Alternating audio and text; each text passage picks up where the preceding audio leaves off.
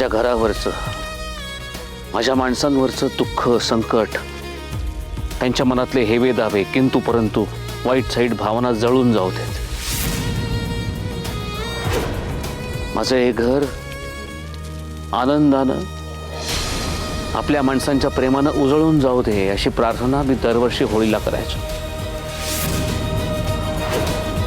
आता सगळं संपत गेलंय. आमच्याच माणसांनी आम्हाला परक केलंय. आमचीच माणसं आमच्या वाकड्यात घुसली.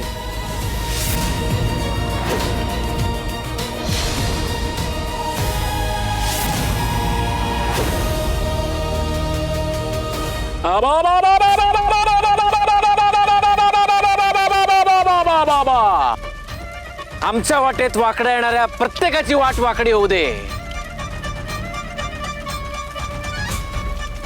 सुखासाठी त्यांना सतत तडफडू दे.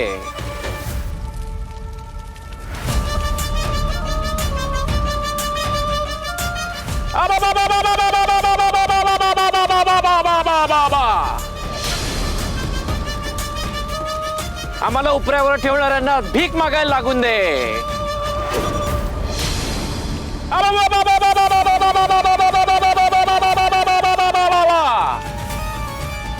ज्यांनी आमच्यावर माच केला त्यांचा संसार रस्त्यावर येऊ दे.